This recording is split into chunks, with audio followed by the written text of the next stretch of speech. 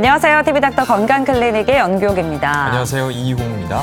네, 여성들이 피하고 싶은 질환 여러 가지가 있겠지만 그중에 대표적인 질환이 바로 유방질환이 아닐까라는 생각이 듭니다. 맞습니다. 이 유방질환은 몸을 아프게도 하지만 마음을 아프게도 할 수 있는 질환이거든요. 네. 그래서 여성 건강을 위해서 반드시 예방을 해야 될 질환으로 저는 이 유방질환을 꼽고 싶습니다. 맞습니다. 이 유방질환의 가장 대표적인 게 유방암일 텐데요. 비교적 좀 잘 알려진 유방암 이외에도 우리가 꼭 알고 있어야 할 유방질환들이 많다고 합니다. 오늘 TV닥터 건강클리닉 시간에 자세히 알아보도록 하겠습니다. 먼저 오늘 함께해 주실 분 화면으로 소개해드립니다.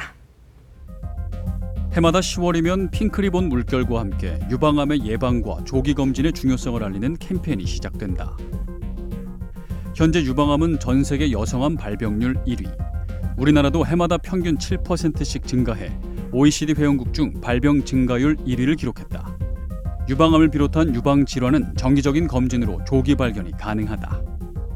예전보다는 병이 진행해서 오시는 분들은 많이 줄기는 했습니다. 하지만 요즘도 노인분들이나 장애우분들 같은 경우에는 병이 많이 진행돼서 폐나 간 쪽으로 전이가 된 상태로 오시는 분들도 계시는데요. 이런 분들은 좀 더 주변에서 많은 관심을 가지고 도움을 주셔가지고 병원을 빨리 방문하여 진료를 보는 것이 제일 좋겠습니다. 유방에 발생하는 질환 중 가장 심각한 질환은 역시 유방암. 대부분의 암이 중년 이후 발생률이 증가하는 반면 유방암은 젊은 층에서도 안심해서는 안 된다. 우리나라에서는 특히 폐경 전 젊은 여성들의 유방암이 증가하는 추세인데 이는 대한민국에서만 보이는 특징이다. 40대 이전 환자는 서구에 약 3배 정도 발생을 하고 있고요. 우리나라 유방암 발병률의 제일 나이대가 높은 건 40대입니다. 아마 이것은 우리나라가 그 건강에 대한 관심도가 높고 그리고 직장이나 나라에서 하는 유방 검진의 아주 활성화되었기 때문에 이제 유방암이 조기에 많이 진단이 되어서 이제 40대에 가장 발생률이 높은 걸로 그렇게 보고 있습니다. 보건복지부 통계에 따르면 유방 관련 질환을 진단받은 여성이 2001년 약 7천여 명에서 2011년 약 17,000여 명으로 늘어났다고 한다. 또한 환자들의 연령도 점점 젊어지는 추세라 젊다고 안심할 수만은 없다. 정기적인 검진으로 조기 발견과 치료가 가능한 유방질환. 오늘 TV닥터 건강클리닉에서는 외과 전문의 강기찬 과장과 함께 여성 건강을 위협하는 유방질환에 대해 자세히 알아본다.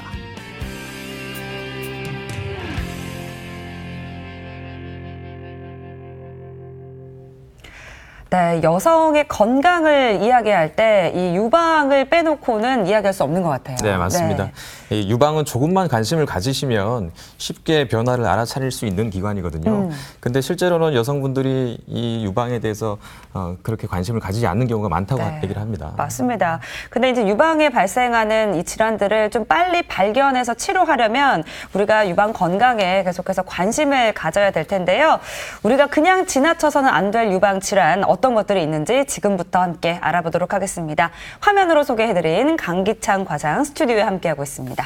과장님 어서 오세요. 네, 안녕하십니까. 네, 반갑습니다.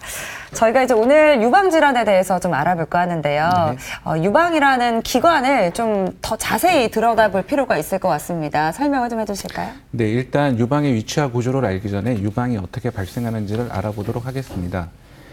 태아는 엄마 자궁 안에서 성장하면서 여러 장기가 만들어지는데요. 약 5주경에 유선이 만들어지게 됩니다.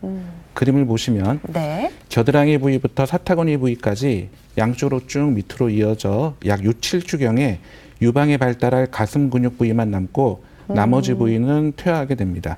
출생을 하게 되면 어릴 때에는 유선 흔적 상태로 남게 되고 네. 여성의 경우 사춘기에 호르몬의 영향으로 유방이 발달하게 되고 남성의 경우에는 큰 변화가 없게 됩니다.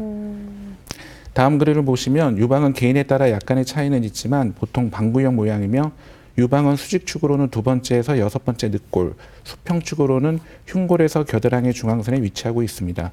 유방의 중심에는 흔히 젖꼭지라고 알고 있는 유두가 있고 유두 주변에는 지름 1.5에서 6cm에 이르는 갈색의 유륜이 존재합니다. 다음 그림을 보시면 유륜에는 몽고메리 선이라고 하는 분비선이 있는데요. 여기선 특별한 물질을 분비해 유두를 촉촉하게 하는 보습제 역할과 함께 항균 작용을 하게 됩니다. 유륜은 임신 동안 색이 짙어지고 커져서 시력이 아직 완전하게 발달되지 않은 신생아가 엄마의 젖을 찾도록 하는 역할을 하게 됩니다. 네. 이 젖을 물게 되는 우리 아기까지 아주 섬세하게 배려하는 그러니까요. 그런 모습을 보게 되는데요. 네. 다음은 유방의 내부 구조에 대해서 한번 말씀해 주시면 좋겠습니다. 네, 유방의 내부 구조를 그림으로 일단 보시겠습니다. 네. 유방의 내부 구조를 보시면 유방은 유선과 이를 지지하는 기질 조직으로 이루어져 있으며 유선 조직에는 유즙을 생성하는 유엽과 유도를 연결하는 유관으로 구성되어 있습니다. 그리고 이러한 기질 조직의 양이 유방의 부피를 결정하며 이 안에 존재하는 인대가 나이가 들어 늘어지면서 유방이 아래로 처지게 됩니다. 유즙을 생성하는 유엽이 약 15개에서 20개 정도가 있으며 유두를 중심으로 동그랗게 분포하며 유관을 통해 유두와 연결되어 있습니다. 다음 그림을 보시겠습니다. 네. 유엽을 또 자세하게 보면 여러 개의 소엽으로 이루어져 있는데 대부분의 유방암이 이 소엽과 유관에서 발생되게 됩니다. 그리고 유방에는 림프관이 분포하고 있어 유방암이 겨드랑이 림프절로 쉽게 퍼질 수 있습니다. 그렇군요. 근데 저는 이제 유방이라는 거 그냥 이제 지방으로만 이루어진 조직이라고 생각을 했는데 네. 오늘 설명을 들으니까 굉장히 세밀한 구조로 이루어져 있는 걸 볼 수 있었고 그리고 또 이렇게 내 몸에 대해서 좀 몰랐나 좀 반성을 하게 되네요. 네, 그러게 말입니다. 하지만 이것에 대해서는 한 가지는 확실하게 알고 계실 것 같습니다. 네. 유방의 기능. 기능이요? 네. 바로 이게 유방의 기능은 이 모유를 만들어서 모유를 분비를 하고 우리 아기를 먹일 수 있는 그런 그렇죠. 기능을 하고 있다고 하죠. 네, 유방의 일차적 기능은 수유입니다. 수유를 함으로써 신생아에게 필요한 필수적인 영양분을 공급하는 역할을 하는데요. 임신 기간 중에 에스트로겐, 프로게스테론, 프로락틴이라는 호르몬으로 내부 조직이 발달하게 됩니다. 이 15개의 유엽은 다시 여러 개의 소엽으로 나뉘는데 소엽에서 호르몬의 영향으로 모유가 생산되게 되고 생산된 모유는 유관에 축적이 되게 됩니다. 분만 후 첫 4, 5일경경에 이 유관에 축적된 모유가 젖바리를 통한 유도 자극으로 옥시토신이라는 호르몬의 영향으로 유즙 배출이 되게 됩니다. 그렇군요. 근데 이제 그 유방 질환의 대부분이 이제 정기적인 좀 검진을 받으면 예방할 수 있는 질환들이라고 알고 있는데, 근데 많은 여성분들이 아직까지도 그 유방 질환 진단들을 좀 이렇게 꺼린다고요. 네, 맞습니다. 요즘은 예전보다 건강에 대한 관심도가 높아지고 의학적 정보를 여러 군데에서 많이 접할 수가 있어 유방검진을 받는 여성분들이 많이 늘어나긴 했습니다. 네. 하지만 진료실에서 보면 손을 못 쓸 정도로 암이 진행되어 이제 유방암 이제 못 쓸 정도로 진행이 되고 난 뒤에 병원을 방문하시는 환자분들이 계신데 대개 유방암에 대한 극심한 공포감 때문에 병원 방문을 꺼리거나 네. 아니면은 유방에 대한 나는 괜찮겠지 하는 그런 소홀함 때문에 정기검진을 소홀히 하시는 분들이 계십니다. 아주 늦게 오시는 분들도 계시나 봐요. 네. 그리고 우리가 제일 걱정하는 유방질환 중 유방암은 조기 진단과 적절한 치료가 동반된다면 완치가 가능한 병이기 때문에 집에서 손쉽게 할 수 있는 자가검진을 정기적으로 하고 주기적으로 병원 검진을 통하여 의사의 진찰과 검진을 꼭 받으시기 바랍니다. 네. 네. 이런 정기 검진이 그렇게 어려운 게 아니다라고 하더라고요. 그렇죠. 네. 그 집에서 손쉽게 할 수 있는 그 자가 검진에는 어떤 것들이 있는지 한번 말씀해 주시면 네, 좋겠습니다. 아주 쉽게 집에서 자가검진을 할 수 있습니다. 유방 자가검진은 비용이 들지 않으면서 위험성이 없는 안전하고 좋은 진단 방법입니다. 그림을 보면서 설명을 드리겠습니다. 네.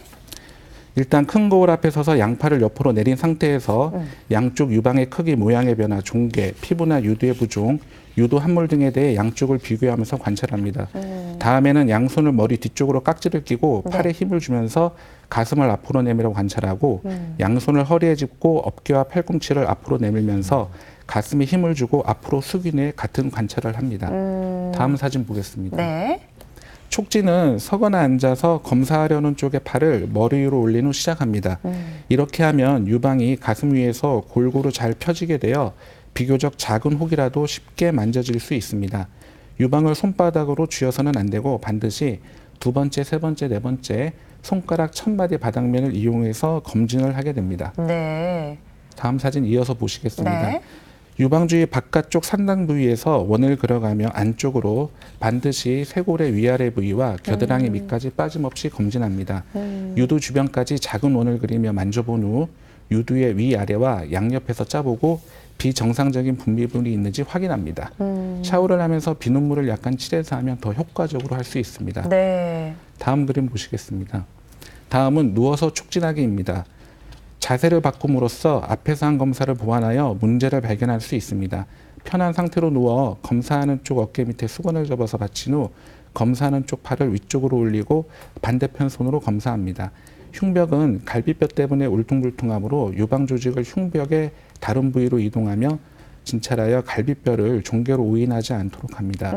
겨드랑이의 촉진은 팔을 내리고 겨드랑이의 피부와 근육의 긴장이 풀어진 상태에서 시행합니다.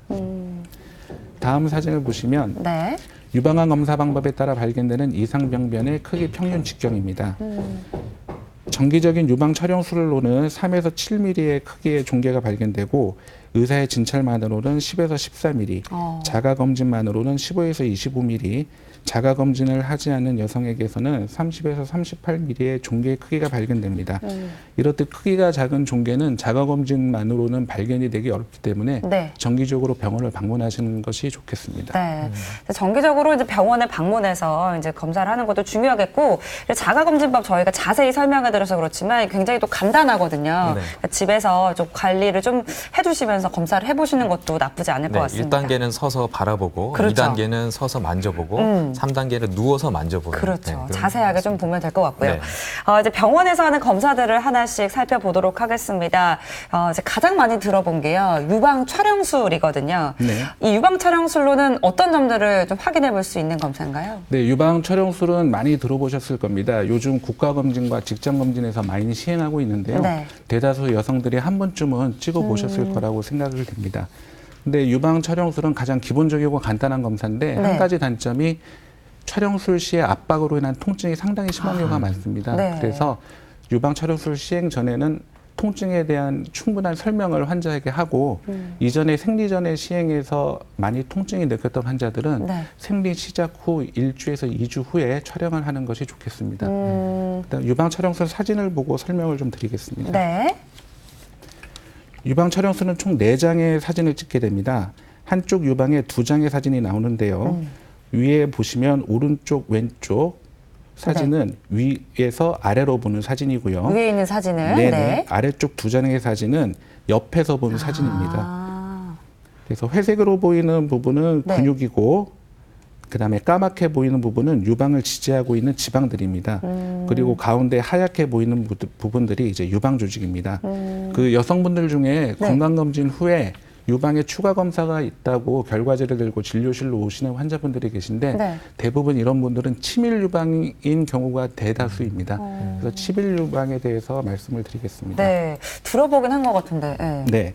이 치밀 유방은 정상 유방과 비교했을 때 왼쪽이 정상 유방 사진이고 오른쪽이 치밀 유방 사진입니다. 네. 이 치밀 유방은 정상 유방과 비교했을 때 안쪽에 있는 하얀색 부분이 상당히 많은 것을 볼 수 있습니다. 우리가 이제 판독을 할 때 이 하얀 부분이 유방의 75% 이상 포함되고 있으면 우리가 치밀 유방이라고 합니다.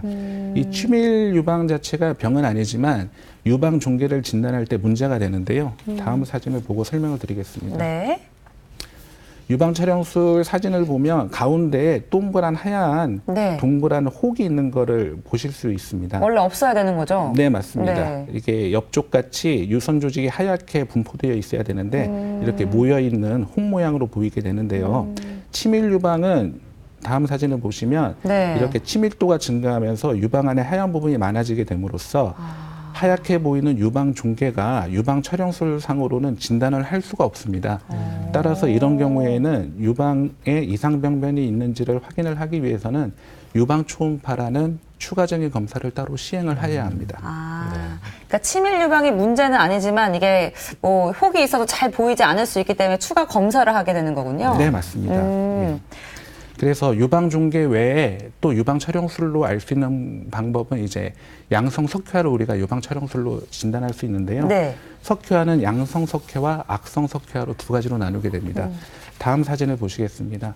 다음 사진에서 보시면 유방의 가운데 부위에 약 좁쌀만한 크기의 이 하얀 네. 동그란 점이 보이는데요. 이런 경우는 우리가 양성 석회화로 보고 있습니다. 그리고 다음 사진 보시겠습니다. 네. 다음 사진에서 보시면 빨간 원 안에 네. 모래같이 여러 개의 석회화가 좁은 부위에 모여 있는 것을 볼 수 있습니다. 이런 경우에 우리가 악성 석회화로 보는데 보통 1cm 범위당 5개의 군집성 미세 석회화가 있는 경우를 우리가 악성 석회화라고 하며 네. 악성 석회화가 중요한 거는 반드시 생검을 통해서 악성인지 양성인지 반드시 구별을 해야 되는 게 제일 중요한데요. 문제는 이런 석회화는 밖에서 손으로 만져지지는 않습니다. 따라서 이거에 대해서 생검을 할 때는 다음 사진을 보시면 네. 이런 가느다란 침을 이용해서 위치를 표시하고 이 침을 따라 열고 들어가서 조직을 채취하게 됩니다.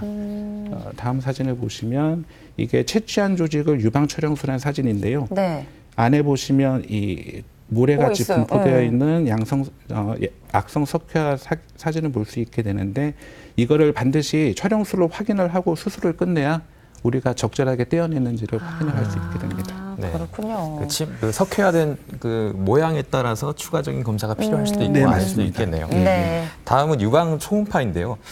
초음파가 여러 질환들을 진단하는데 상당히 많이 유용하게 쓰이죠. 쓰이죠. 네. 근데 이 유방 질환을 진단할 때도 초음파가 아주 유용하게 사용된다고 들었습니다. 네, 맞습니다. 유방 초음파 검사는 몇 가지 장점이 있는데요.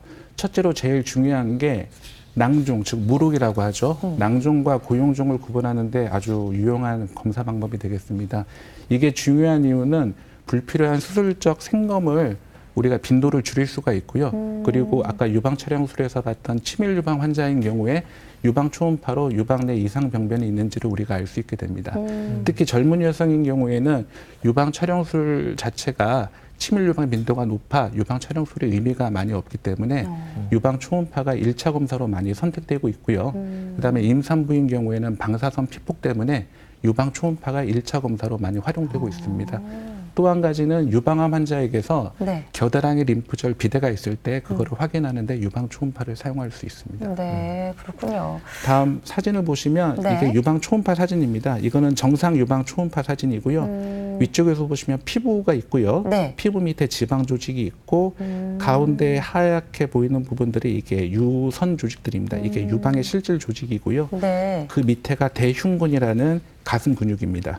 그리고 그 대흉근 밑에 늑골이 하얗게 일자로 이렇게 보이고 있습니다. 초음파로도 이렇게 아예 다 구조가 잘 보이네요. 네, 맞습니다. 그리고 유방 초음파를 할 때 네. 환자를 침대에 반드시 눕혀서 검사를 하게 되는데요. 네. 보통 검사를 하면서 의사와 환자가 서로 대화를 하면서 환자를 안심시키면서 이제 검사를 하게 되는데 네. 그럼으로써 이제 환자와 의사 간에 서로 관계가 좀 더 돈독해지는 역할도 하고 있습니다. 그렇군요.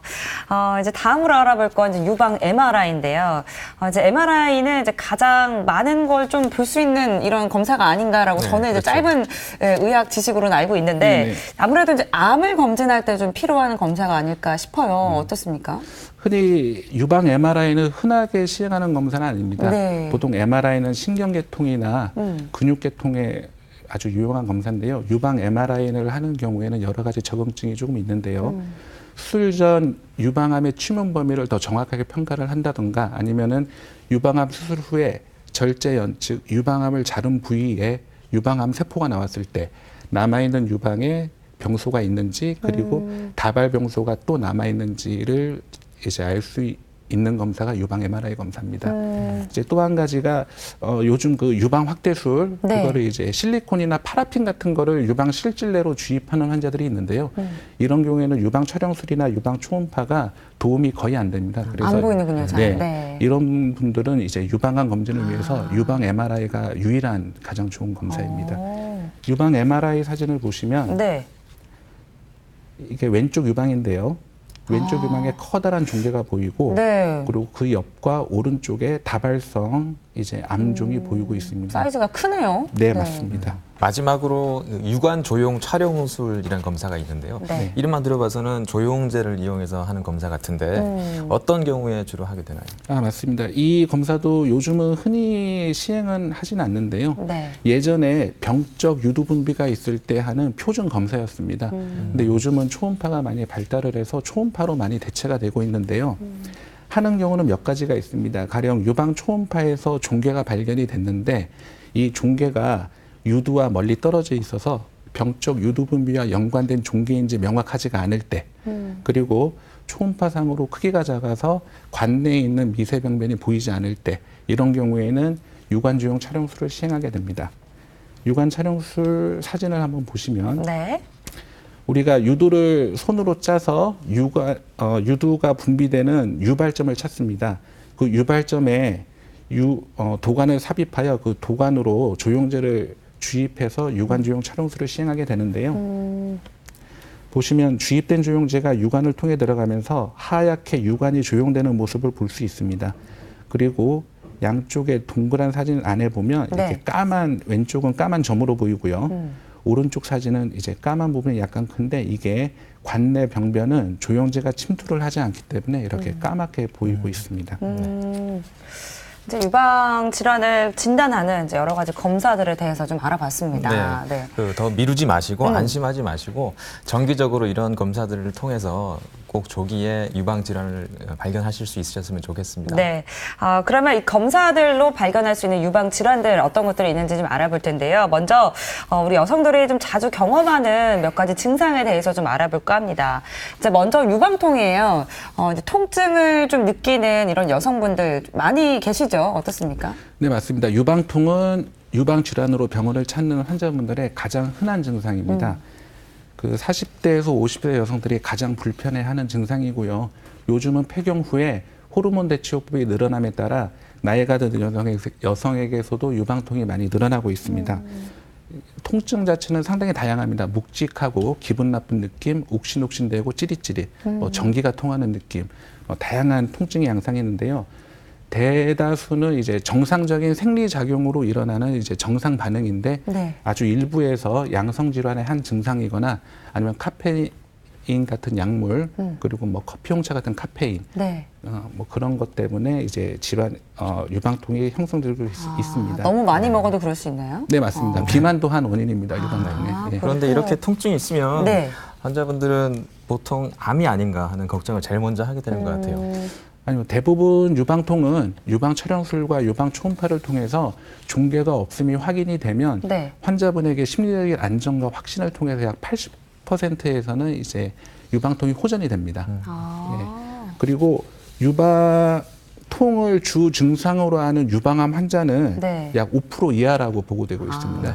그래서 유방통이 있는 환자분들은 크게 유방암을 걱정을 하진 않아도 될 것 같고요. 이게 뭐 통증이 있는 것만으로 의심할 수는 없겠군요. 맞습니다. 그리고 특히 이제 겨드랑이나 팔 쪽으로 뻗치는 통증은 네. 되게 양성 질환과 관련이 있는 병일 가능성이 더 많습니다. 그렇군요. 그래서 이제 유방통이 있는 경우는 반드시 병원을 방문해서 네.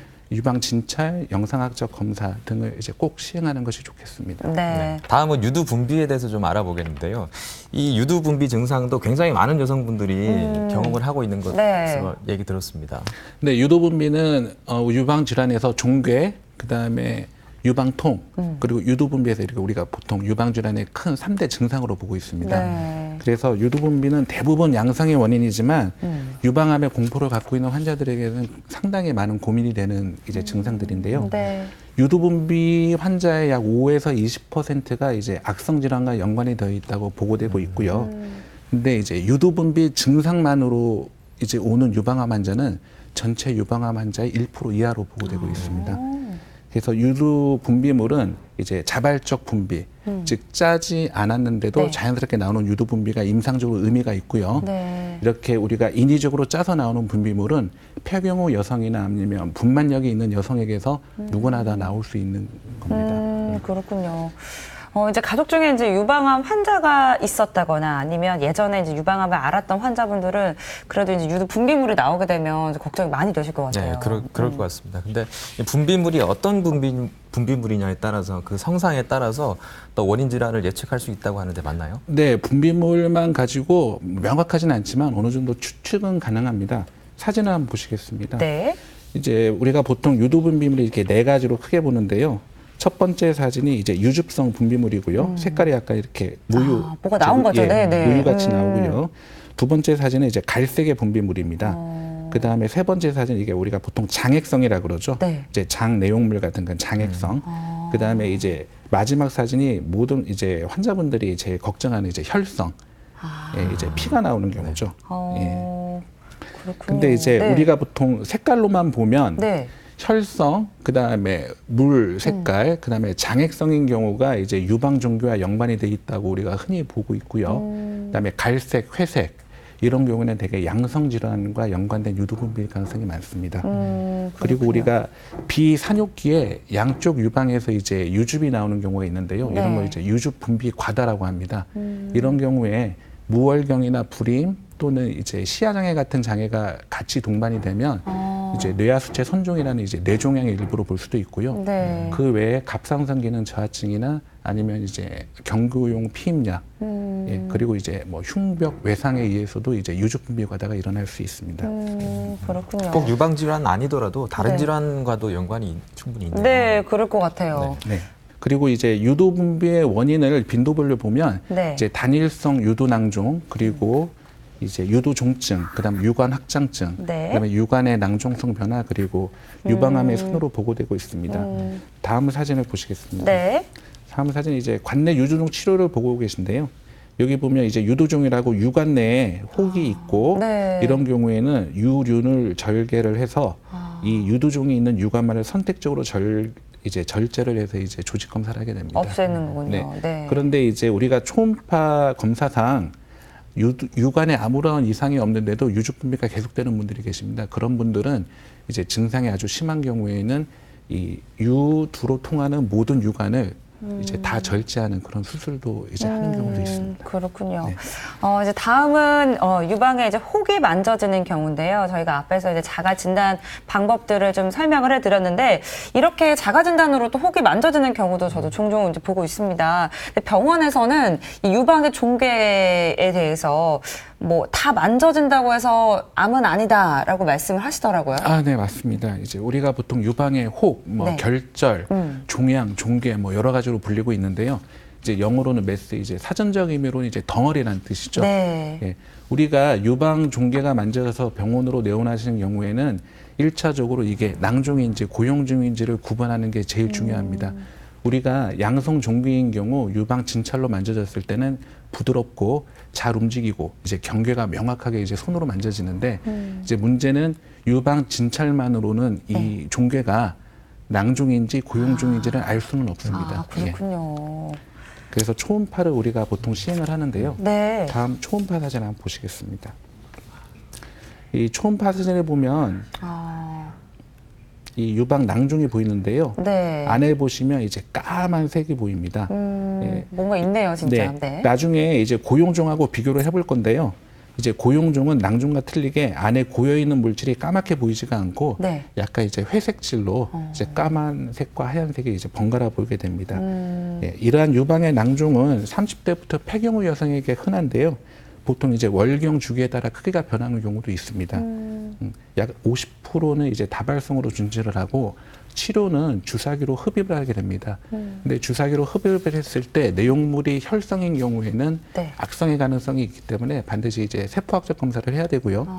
주사기로 흡입을 했을 때 남아 있거나 네. 아니면 완전히 없어지더라도 4에서 6주 후에 추가적으로 초음파를 추적 관찰을 했을 때 병변이 다시 재발한 경우에는 반드시 외과적으로 절개 생검을 하거나 아니면 요즘 많이 하고 있는 진곡 흡입 생검술 이거를 꼭 시행을 해서 절제를 꼭 해야 됩니다. 네. 이런 유방 낭종과는 반대로 반드시 정확한 진단이 필요한 혹도 있다고 들었습니다. 네, 많습니다. 낭종 말고 이제 고용종, 이제 다른 말로 하면 이제 딱딱한 혹이죠. 네. 네, 사진을 한번 보시겠습니다. 유방 고용종계 초음파 사진인데요. 네. 처음에 낭종 사진과 비교했을 때 안쪽이 까맣지는 않고 조금 진회색 같은 느낌. 약간 네. 이제 회색으로 보이는 경우가 있는데요. 네. 이런 단단한 혹은 악성의 가능성이 있기 때문에 반드시 이제 악성인지 양성인지 이제 정확한 진단이 필요하고요. 네. 이제 양성 고용종으로는 되게 이제 섬유선종, 과호종, 이제 엽상종 같은 이제 혹이 있습니다.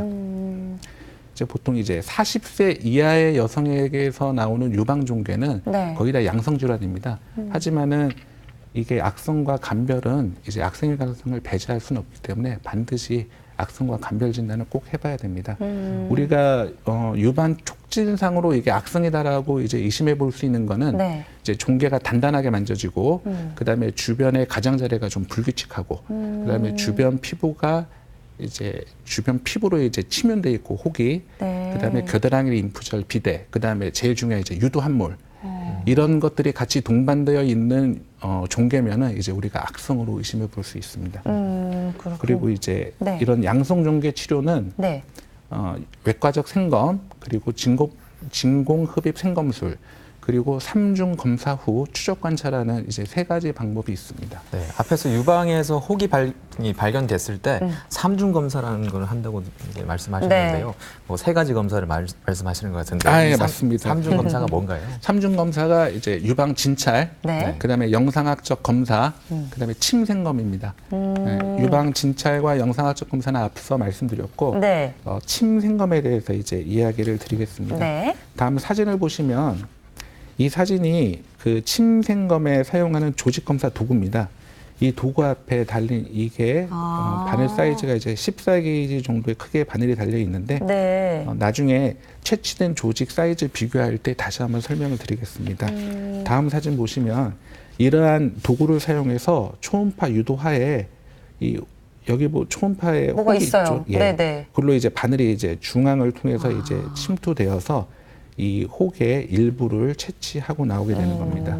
오른쪽 사진에 보면 예, 채취된 유방 조직이 있습니다. 네. 유방 촉진에서 양성 종계로 판단이 되고 영상학적 검사나 조직학적 검사상 양성으로 판단이 되는 경우에는 6개월이나 1년 정도 이제 추적 관찰을 하게 됩니다. 하지만 예외적으로 이제 외과적 생검을 하는 경우가 있는데요. 이런 경우에는 환자분이 이제 불필요한 추적 관찰을 환자분이 이제 싫어한다든가 아니면 환자분들이 이제 유방에 종괴가 있는 경우를 싫어하는 경우 이런 경우는 추적 관찰을 안 하고 이제 절제 생검을 시행하게 됩니다.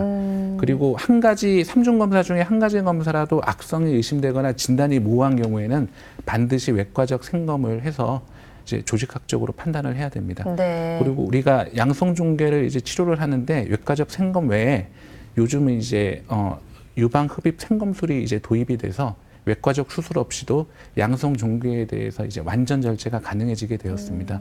그래서 다음 유방 진공 흡입 생검술을 설명을 좀 드리겠습니다. 네. 왼쪽에 있는 도구가 진공 흡입 생검 시술 시 이용되는 탐침입니다. 네. 약 7게이지 정도 되는 바늘이고요. 아까 우리가 침생검할 때의 바늘보다는 많이 두껍습니다. 이 오른쪽은 이거 기계를 작동시키는 기계고요. 네. 다음 사진 보시겠습니다. 이제 유방 진공 흡입 생검술은 어떻게 진행이 되냐면 초음파를 보면서 이제 탐침을 종괴 밑에 유치하게 됩니다. 그리고 탐침의 천장 비율을 열고 음압이 발생되면 이 종괴가 탐침 안으로 빨려 들어가게 됩니다. 네. 그러면 이 탐침 안에 있는 칼날이 앞으로 전진을 하면서 이 종괴 밑부분을 절제를 하게 되고 잘려진 종괴는 탐침 뒤로 통으로 이제 모이게 됩니다. 그리고 이제 잘린 이거를 이제 여러 번 이제 종괴의 크기에 따라 여러 번 이제 반복을 하게 되고 네. 다 잘려진 부위는 혹시 나중에 이게 이제 유방암으로 진단이 될 수 있기 때문에 나중에 수술 시에 위치를 파악하기 위해서 이제 추적 관찰에 용이하도록 여기다가 이제 마커를 하나 놓고 나오는 경우도 있습니다. 다음 보시면 이제 유방 진공 흡입 생검술 동영상을 잠깐 보시겠습니다. 네. 지금 유방 초음파를 보면 까맣게 이제 유방 안에 혹이 보이고요. 네. 이제 마킹을 하고 유방 초음파를 보면서 그 탐침을 네, 넣는 이제 거죠. 탐침이 들어가고 있습니다. 이게 하얗게 보이시죠? 네네네네. 예, 이제 탐침을 들어가고 있고요. 저 그림으로 봤던 걸 실제 네, 맞습니다. 네. 이제 위에 탐침이 움직이는 게 보이십니까? 네네. 이게 이제 칼날이 움직이는 겁니다. 이렇게 해서 이제 유방 종괴를 이제 떼어내게 되는 겁니다. 이제 조금밖에 안 남았죠. 네, 이제 확실히. 거의 예, 완전히 다 절개가 되었습니다. 네. 이제 유방에 발생하는 여러 가지 질환들 함께 알아보고 있는데 이번에 알아볼 거는 유방염입니다. 이 유방염이라고 하니까 이제 아마 유방에 염증이 발생한 걸 말하는 거겠죠? 네, 맞습니다. 이제 신생아에게서도 드물게 발생하고요. 네. 약 18세에서 50세 사이 여성에게서 많이 발생합니다. 우리가 흔히 유방염이라 그러면 이제 수유기 유방염, 비수유기 유방염으로 나눠서 이제 보는데요. 이제 그림을 보시면 네. 왼쪽 그림이 이제 유도 부위에 동그랗게 유방에 발적이 있는 걸 볼 수 있고요. 오른쪽은 이게 더 진행이 되면서 피부 괴사와 함께 이제 농양이 생기는 겁니다. 네. 이제 다음 사진을 보시면 이게 우리가 초음파로 유방염을 진단을 한 건데요. 유방 실질 내에 까맣게 벌집 모양 같이 이제 농양들이 여기저기 산지해 있는 걸 볼 수 있고요. 네. 다음 사진은 이제 유방암 치료를 한 환자인데요. 이분은 약물 치료에 반응을 안 해서 네. 이제 절개 배농술을 시행한 환자입니다. 우리가 흔히 수유기 유방염인 경우에 이제 환자분들이 제일 많이 여쭤보는 게 네. 모유 수유를 해도 되는지 아기한테 안전한지. 네, 그렇죠? 물어봅니다. 네. 이제 근데 이 모유에 포함되어 있는 소량의 균주는 신생아에게 전혀 해가 없고 오히려 이 모유 수유가 유즙과 이제 농액을 배출을 시켜서 오히려 치료에 도움이 되고 있습니다. 그래서 일부러 이제 모유 수유를 이제 끊을 이유는 이제 없겠습니다. 네, 그렇군요. 이제 다음으로 알아볼 질환은 유두 함몰입니다. 이런 경우는 특히나 환자분들이 좀 심리적으로도 좀 많이 속상해한다고 하더라고요. 네, 맞습니다. 그 유두 함몰은 그 특히 젊은 여성에게서 상당히 심리적으로 스트레스가 큰데요. 네. 우리나라의 경우에는 약 100명당 3명꼴로 생기는 유두의 기형입니다. 그래서 우리가 유두 함몰이라 그러면 이제 볼록 서서 나와 있지 않고 이제 주변 조직과 평평하거나 이제 안으로 들어간 경우고요. 대개는 뭐 치료를 요하지는 않지만 네. 이제 특히 수유가 불가능했을 때 이제 전몸살이나 이제 유방염이 잘 발생을 하고요. 그리고 분비물들이 안에 껴서 이제 불쾌한 냄새가 유발할 때 이제 흔히 치료를 하게 됩니다. 다음은 부유방인데요. 네. 이름만 들어서는 어떤 질환인지 잘 알 수 없을 것 그러니까요. 같습니다. 어떤 네. 질환입니까? 네, 이제 부유방 우리가 액세서리 유방이라고 하고요. 액세서리 같이 기존에 있는 유방 말고 액세서리가 하나가 더 달려 있는 거예요. 추가적인 없어도 유방이라는 되는데. 거죠. 네. 예, 없어도 되는 거죠. 예. 그래서 사진을 보시면 네. 아까 앞에서 본 사진 같이 이제 유선이라는 게 겨드랑이부터 사타구니까지 쭉 이어서 내려오는데요. 네. 원래는 가슴 부위만 남고 위축이 돼야 되는데 나머지 부위가 위축돼서 없어지지 않고 호르몬의 영향으로 이제 발달이 되는 겁니다. 대개 발생 부위는 겨드랑이 부위가 제일 많고요. 되게 이제 양측으로 이제 형성이 되고, 네. 근데 재밌는 것이 양쪽이 똑같은 경우는 거의 없습니다. 예, 그래서 크게 약간 다르고요. 네. 이제 치료는 되게 이제 미용적 원인 때문에 많이 치료를 하고요. 네. 또 통증이 심한 경우에도 이제 겨드랑이 쪽으로 절개를 해서 외과적으로 이제 치료를 하게 됩니다. 자, 이제 마지막 질환인데요. 네. 시청자 여러분들도 이 질환이 나오기를 좀 기다리셨을 것 같습니다. 네. 바로 유방암인데요. 많은 여성분들이 제일 좀 두려워하는 암이 아닐까 생각됩니다. 네, 맞습니다. 많은 여성분들이 유방에 대한 두려움을 갖고 계신데요. 그래프를 보면서 설명을 드리겠습니다. 네. 유방암은 우리나라에서는 여성에게 발생하는 전체 암 중 갑상선암에 이어 두 번째로 흔한 암입니다. 2013년도 보고에 의하면 전체 여성암의 15.4%를 차지하고 있습니다. 다음 그래프를 보시겠습니다. 핑크색으로 보이는 게 유방암 발생률인데요. 우리나라는 지난 10년 전에 비해 무려 3배 이상 증가하고 있습니다. 발생 인구수만 놓고 보면 유방암 발생률이 높은 미국과 유럽 등 구미 지역의 3분의 1 정도지만 이들 국가의 유방암 발생률은 감소 추세인 반면 한국의 유방암 발생률은 가파른 상승 곡선을 보이고 있습니다. 근데 이제 전 세계적으로는 유방암 발생률이 좀 감소 추세긴 한데 이제 우리나라는 특히나 또 젊은 여성들에게서도 증가하는 추세라면서요. 아, 맞습니다. 그 연령군별 발생률을 보시면 네. 2013년 여성 유방암 환자 연령을 분석하였을 때 중앙 나이는 50세고요. 연령별 분포를 보면 40대, 50대, 60대, 30대, 70대 순으로 발병 빈도를 보이고 있습니다. 발생률은 40대와 50대에서 제일 높지만 네. 과거에 비해 전체적으로 발병 연령이 증가하는 것으로 보이고 있습니다. 우리나라 유방암이 다른 나라 유방암에 비해서 몇 가지 특징이 있는데요. 네. 정리를 좀 해보겠습니다. 네. 그 유방암이 지속적으로 증가 추세이나 구미 지역의 약 2분의 1에서 3분의 1 정도의 낮은 발생 빈도를 보이고 있고 50대 초반까지 증가하다가 그 이후로는 점차 감소하고 있습니다. 그리고 특히 중요한 게 40대 젊은 환자의 발생률이 높은데요. 네. 우리나라는 40세 이하인 환자도 유방암의 약 15%를 차지하고 있습니다. 그래서 젊은 나이에도 이제 유방암에 대한 많은 관심이 필요합니다. 네. 네. 다른 많은 암과 마찬가지로 이 유방암 역시 생활 습관과 아주 밀접하게 연관이 있을 것 같습니다. 그럼요. 네. 어떤 것들이 유방암의 발생 위험을 높이게 되는 건가요? 네, 유방암은 고칼로리나 이제 고지방 식이 같은 소화된 식습관, 그리고 비만, 그리고 음주, 그리고 이제 늦은 결혼으로 인한 출산율 저하, 그다음에 이제 빠른 초경, 그다음에 늦은 폐경으로 에스트로겐 호르몬에 노출되는 기간이 증가하는 게 큰 요인으로 되고 있습니다.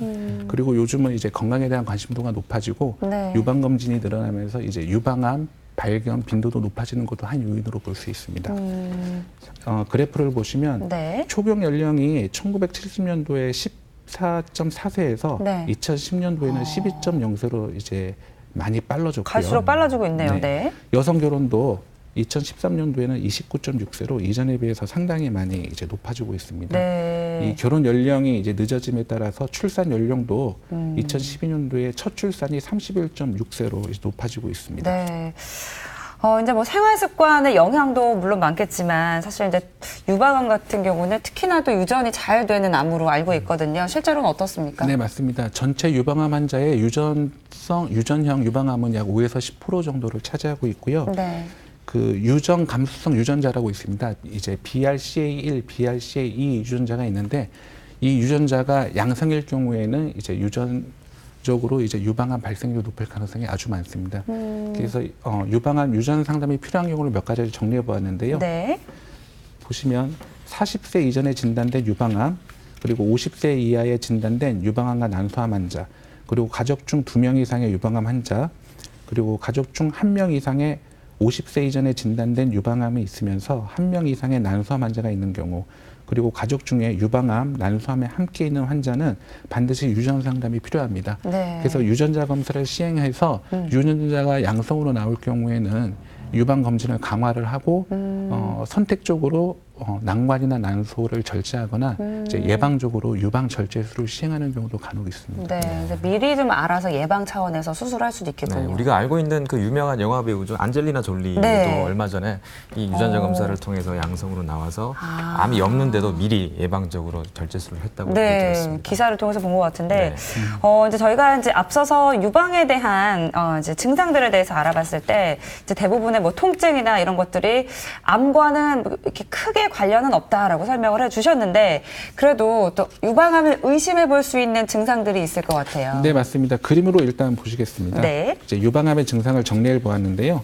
이제 피부가 함몰되거나 유방에 만져지는 종괴가 있거나 아니면 유두가 함몰되거나 그리고 혈행성 분비물이 있거나 그리고 피부가 귤 껍질같이 변화되는 소견이 있습니다. 그리고 피부색이 변화가 있고 하지만 이런 증상들은 뭐 비특이적인 증상들이기 때문에 이게 딱 있다 해서 유방암이라고 볼 수는 없습니다. 네. 또 요즘에는 조기 진단을 위해서 증상이 없더라도 미리 정기적으로 검진하는 분들이 많은데요. 그렇죠. 어떤 주기로 어떤 검사를 하는 게 좋은 건가요? 네, 유방암은 2차적인 예방, 즉 조기 발견이 되게 중요한데요. 화면을 보시겠습니다. 네. 한국 유방암학회 연령별 조기 검진 권고안을 보시면 30세 이후에는 매월 유방 자가 검진을 시행하고 35세 이후에는 2년 간격으로 의사에 의한 임상 검진을 시행합니다. 그리고 40세 이후부터는 1년에서 2년 간격에 임상 진찰과 유방 촬영을 하고 유전자 감수성 검사로 인해서 이제 유전력이 있는 경우는 이런 경우 고위험군이라고 하는데요. 네. 이런 분들이 이제 의사와 별도로 또 상담을 하게 됩니다. 네. 이제 검진도 중요하겠고요. 치료 방법에 대해서 좀 살펴보겠습니다. 이제 암이기 때문에 아무래도 가장 좋은 방법은 수술로 제거를 하는 게 아닐까 싶은데 어떻습니까? 네, 유방암의 1차적 치료는 수술입니다. 사진을 보시면요. 유방 촬영술에서 유방암 소견이 보이고 있습니다. 하얀 종괴가 보이고 있고요. 네. 다음 사진을 보시면 유방 초음파상 경계가 불명확한 종괴가 보이는데 앞서 설명드렸던 그 중심 생검, 침생검으로 지금 생검을 시행하고 있고요. 바늘로, 네. 네, 바늘로 하고 있습니다. 유방 전 절제술 및 겨드랑이 림프절 절제 사진입니다. 처음에 이제 유두를 포함하여 이제 유방을 절제를 하고 겨드랑이 쪽 림프절을 다 드러내는 사진이고요. 오른쪽은 수술 후의 모습입니다. 요즘은 이 겨드랑이 림프절 수술을 하고 나면 네. 이제 손이 많이 부는 림프 부종이 많이 발생이 되는데 이런 합병증을 줄이기 위해서 수술 전 검사 시에 겨드랑이 림프절 전이가 없는 경우에 겨드랑이 감시 림프절 생검과 유방 보존술을 하는 것이 이제 표준 수술식으로 요즘은 많이 이제 하고 있습니다. 네. 다음 사진을 보시면 네. 감시 림프절 사진입니다. 우리가 이제 유두를 통해서 염료를 주입을 하고 그러면 이제 겨드랑이 쪽에 림프절에 이렇게 염료가 염색이 됩니다. 그래서 이거를 조직 검사를 해서 네. 이쪽으로 유방암 전이 소견이 없으면 유방 겨드랑이에 림프절 절제를 시행을 하지 않고 이제 유방 보존술만 시행을 하고 있습니다. 다음 그래프를 보시면 네. 연도별 유방암 수술 방법이 변한데요. 예전에는 유방 보존술보다는 유방 전 절제술이 거의 70% 이상을 차지하다가 요즘 들어서는 유방 보존술이 많이 증가되고 있습니다. 하지만 이제 유방 보존술을 모든 환자에서 다 할 수 있는 건 아니고요. 네. 유방 보존술을 시행하는 경우에는 방사선 치료를 꼭 해야 되기 때문에 임산부나 아니면은 유방에 다발성으로 병변이 있는 경우, 그다음 유방 전체에 병소가 퍼져 있는 경우에는 유방 전 절제술을 시행해야 합니다. 네. 네, 암이 무서운 이유가 이 재발의 위험이 있기 때문인데요. 그렇죠. 치료 후에 재발이 되지 않는지 추적 관찰하는 게 상당히 중요할 것 같습니다. 맞아요. 네. 맞습니까? 네, 맞습니다. 그 재발은 병계에 따라 틀린데요. 1기인 경우에는 약 15%, 2기인 경우에는 약 20에서 25%, 3기인 경우에는 약 60%의 환자에게서 재발을 합니다. 재발은 수술 후 2년에서 3년째 제일 많이 발생을 하고요. 전체 환자를 따지고 보면 약 20에서 30% 정도가 이제 재발을 하고 한 번 재발했던 환자는 약 절반에서 다시 또 재발하는 예, 양상을 보였습니다. 그렇군요. 그래서 이제 주기적으로 추적 관찰을 하는데요. 사진을 저 표를 보시겠습니다. 네. 1년, 2년, 3년에서 5년, 5년 이후로 나눠서 볼 수 있는데요. 유방진찰은 수술 후 2년까지는 3개월마다, 3에서 5년까지는 6개월마다, 5년 이후는 1년마다 시행하고 혈액검사는 6개월마다, 흉부 촬영 및 유방 촬영술, 유방 초음파는 1년마다 시행을 합니다.